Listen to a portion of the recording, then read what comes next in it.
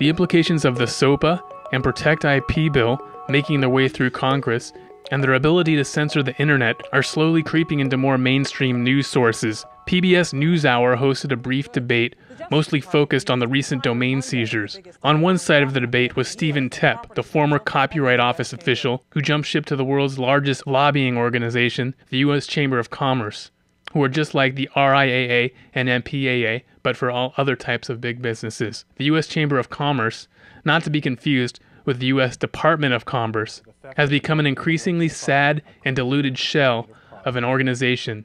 Its main focus these days seems to be about creating protectionist, anti-free market, anti-innovation policies that protect its largest companies from competition and newer, more efficient companies. It's predictable but sad. The U.S. Chamber of Commerce, along with the MPAA, have been leading the charge in getting SOPA and PROTECT IP approved. On the other side of the debate is Larry Downs, author and consultant, whose excellent work on both the domain seizures and SOPA and PROTECT IP we've mentioned repeatedly. Unfortunately, as you might expect in 10 minutes, it's hard for anyone to get into much depth. I think Downs made a key point early on in noting that these domain seizures are almost entirely symbolic, since the sites themselves aren't seized. It should be noted that what we're seizing here is not the website itself, just the domain name. It's largely a symbolic act. What happens is the site is still there. It can be accessed directly from the IP address, or what often happens is the site comes back a little bit later under another domain name.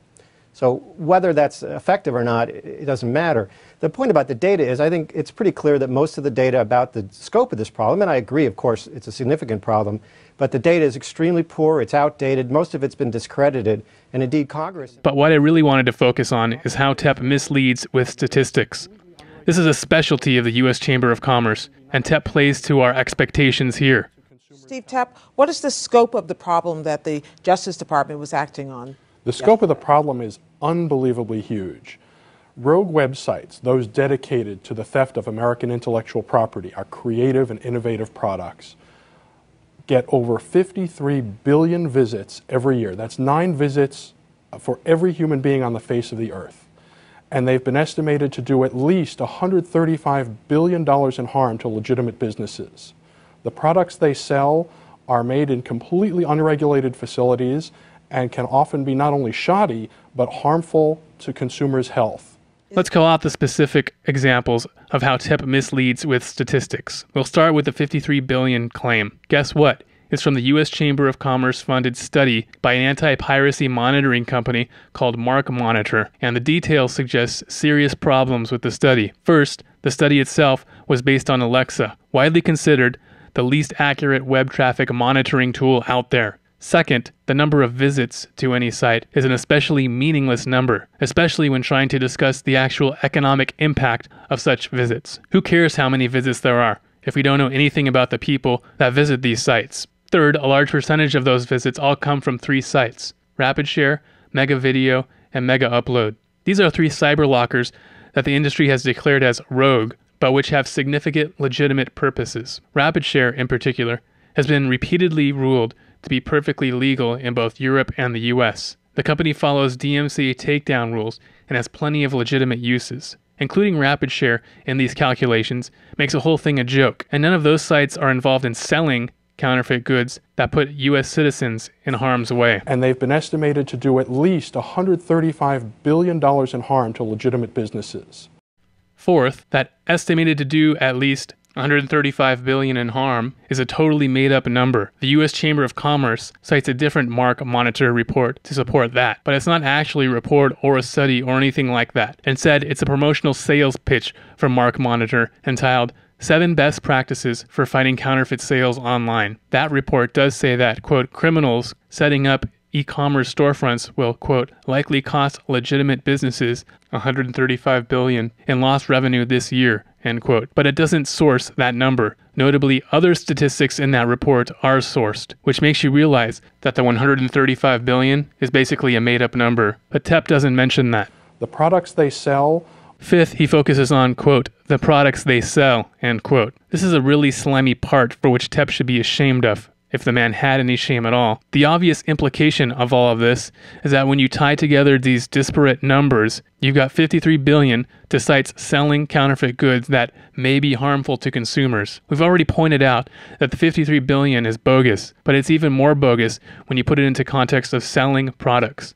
That's because the same Mark Monitor report that gave us the 53 billion also notes that the traffic to sites selling counterfeit goods is a minuscule percentage of the 53 billion. Specifically, the same report says that the sites selling counterfeit goods receive a mere 87 million visits per year, or 0.1642%. Not 16.42, not 1.642, but 0.1642% of that total. In other words, the sites actually selling counterfeit goods seems pretty small.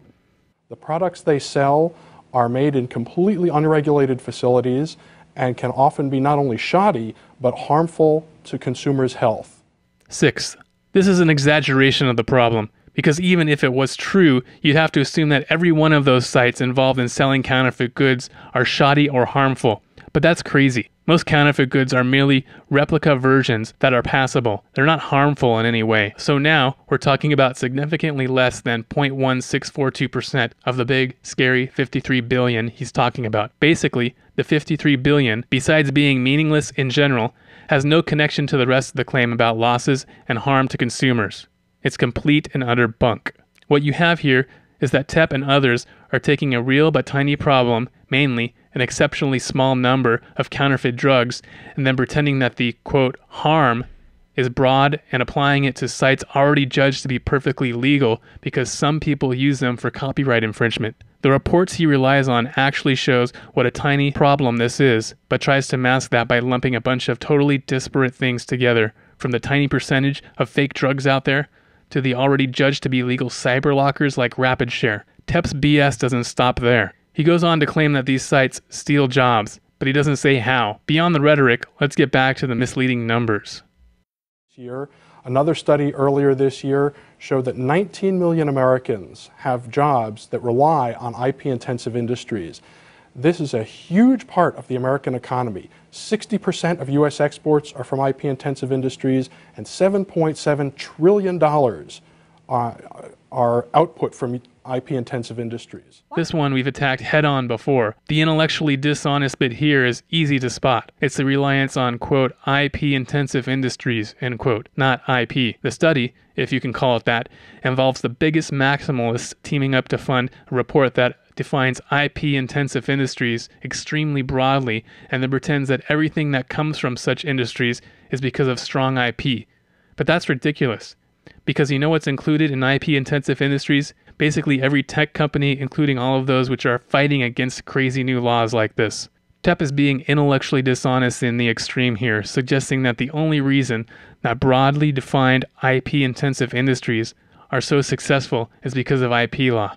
But that showed to be bogus quite simply. As CCIA has done for years, it uses the very same methodology to show that exceptions to IP contribute more to the economy than IP laws themselves. Here we see how CCIA defines core and non-core IP industries by citing this 2004 World Intellectual Property Organization report. This is the same report cited by Mark Monitor. So here you have two reports citing the same definitions of IP industries, and they report opposite outcomes. You can't accept one report without accepting the other since the methodologies are identical. There are only two logical conclusions from this. One, the suggestion that those jobs, exports, and output numbers due to IP are completely bunk. Or two, Tepp and the U.S. Chamber of Commerce really believe we should do away with IP since its own favored methodology shows that the less IP laws we have, the greater output. So which is it, Steve? Either way, Tepp is being painfully intellectually dishonest throughout this entire interview, citing facts and figures that are misleading in the extreme, if not completely bogus. What's unfortunate is that none of the press that let Tepp speak his mind ever call him out on these ridiculous claims.